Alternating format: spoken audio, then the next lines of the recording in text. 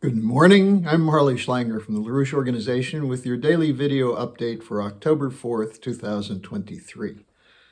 Well, over the last 24 hours, we saw the Congress of the United States take a deeper plunge into chaos. And I say a deeper plunge because it already is engulfed in chaos because of the foolishness on both parties around the war, around spending, around economic policy, the green agenda, and so on. There's a lot of confusion over what the ousting of House Speaker Kevin McCarthy means, but it was something that was a time bomb waiting to go off, because McCarthy is trying to navigate between the pro-war and anti-war factions in his own party, with the anti-war faction growing. But at the same time, McCarthy remains loyal to the war, as do most of the Republicans. So the issue really comes down to two things.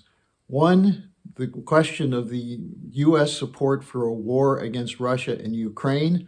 Will that continue, even as it's crumbling now in Europe? And in terms of the popular support, it's dropping rapidly in the United States. But secondly, the usual games that are played on economics around the so-called budget deficit and the deficit ceiling fight. That's not inconsequential, but neither Democrats nor Republicans have a solution to that. And the games that are played about kicking the can down the road, postponing decisions, the Republicans insisting on cutting spending as the solution, the Democrats have no solution. So-called Bidenomics is based on pumping more liquidity into the system that's already bankrupt. So let's start with the war, and then we'll come back to the question of the economy in a second. What I think is true is that what Matt Gaetz and his colleagues on the Republican side did raise as an issue was the unwillingness to continue the unlimited spending for a war which has no significant interest for the United States. That is, the idea of fighting to defeat Russia. For what purpose? What's Russia done against the United States? Why should the United States be supporting a side in Ukraine which is committed to destroying the Russian population in its own country? So, and as we saw with the Canadian development last week, a government in Ukraine which has significant influence, a small number, but significant influence from extreme nationalist elements that trace their roots back to the Nazi SS. So Gaetz and others initially objected to an additional $24 billion in allocation for the war. It was knocked down to $6 billion, and then the $6 billion itself was taken out. But McCarthy, while he agreed to do that, did a side deal with the Democrats and with Biden to say that the money will be restored at some point in the very near future, long before the budget itself is taken up again in the middle of November. Now, the Republican opposition is, in many cases, the opposition to the war is in many cases right. The allocation for the war so far has been $113 billion. Not all of that has been dispersed. It's not clear exactly how much has been dispersed, but this includes military aid, aid to keep the Ukrainian government going, as well as so-called humanitarian aid. But there's no accountability whatsoever for where the money goes. And you have someone like Mitch McConnell, the head of the Republicans in the Senate, who said, well, the spending is good because it weakens Russia and it all goes back to the American military-industrial complex, is basically what he said. Now, here are the other problems with this. Ukraine cannot win the war. Ukraine is running out of personnel. The backing with weapons, munitions, and so on from the West is becoming increasingly uncertain. The counteroffensive that we were told would succeed in driving the Russians out has completely fizzled, and in its place are utopian schemes for using long-range offensive weapons to knock the Russians out of Crimea and to hit sites within Russia, which are prescriptions for World War III. Now, meanwhile, the Pentagon reports that there's only $5.6 billion left to pay for the equipment, munitions, and so on from the U.S. stockpile, on top of which they report that the U.S. stockpile itself is running out. And out of the $25.9 billion that was allocated initially to replenish the stock of weapons and munitions, there's only $1.6 billion left, according to McCord, who is the Pentagon controller. What McCord said is that the failure to replenish our military services could harm our military's readiness. In other words, we'll be out of ammunition. And the question comes up, with almost a $1 trillion defense budget, how do you run out of money to produce ammunition? And of course, this is part of what's feeding into the drop of support for the war.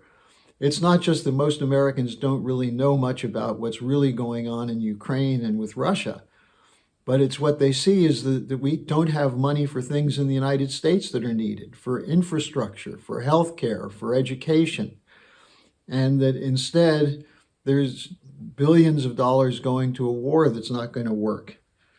Now, at the same time, we're seeing significant cracks in the unity in Europe, in NATO, even though there was a significant photo op of the EU officials showing up in Kiev and hobnobbing with Zelensky. The reality is quite different. Poland is now moving into opposition to Ukraine on a number of issues, and not the least of which is the fondness of the Ukrainian government for the Nazis that are embedded in their military and security forces. This became an issue around the whole event in Canada of last week. But also Ukraine dumping cheap grain into Poland, which is harming the Polish farmer sector. Then you have Slovakia, an election that brought into the leadership, or the highest number of votes, went to a party which is against the war in Ukraine and against the continued support for that war from Slovakia. In Germany, the coalition government supporting the war is collapsing in popularity. In the United Kingdom, you had the new defense secretary, Shapps, pledged all these promises to help build up the Ukrainian war machine, and Sunak walked back from them.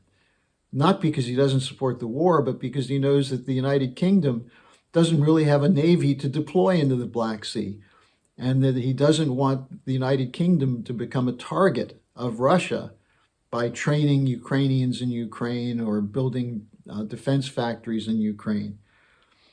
So the problem in the United States is that politically, Biden and virtually every single Democrat and the majority of Republicans are in favor of continuing the war. And whether it's because they want to destroy Russia or because they are allied with the military-industrial complex, that is, that's where they get their campaign funds, or for some, it's a question of saying, well, we're not so much against Russia, but we're against China. We need war. Then you have the deficit issue. And let me just say a couple things about this. The deficit is not just government deficit, although that's growing faster than ever, but there's corporate debt, there's private sector debt, there's no credit for physical economic production. And that's the problem. The United States has become a speculative casino economy based on the creation of ever new financial innovations, which essentially create phony instruments which speculators, especially hedge funds, bet on and make profit from, whether there's anything of underlying value in it or not. And now the hedge funds are moving into the US bond market, which means the bonds will be turned into highly speculative investments, which means that people who think it's safe to buy US bonds will soon find out that hedge funds are going to make it unsafe. So the problem is not simply government spending, but spending for what? We're not putting investment into that which really produces wealth, namely physical economic production. including infrastructure. So simply cutting off funds from government spending is not a solution. Yes, cut off funds for the war. That's the right thing to do. And in that sense, Matt Gaetz and his allies did what's right. But just cutting government spending, government can spend for things that are good and that will add to the overall economy. The solution that's needed is the LaRouche solution, which is to develop a plan for a new international security and development architecture, one which is based on investment in physical economic production, research and development, scientific and technological advance, and so on, and puts back regulations that prevent funds from going into speculation and takes power away from the private central banks, including the Federal Reserve, which is an instrument of the private financial corporations and cartels who use the U.S. government to print money to back them up, but not for the U.S. economy.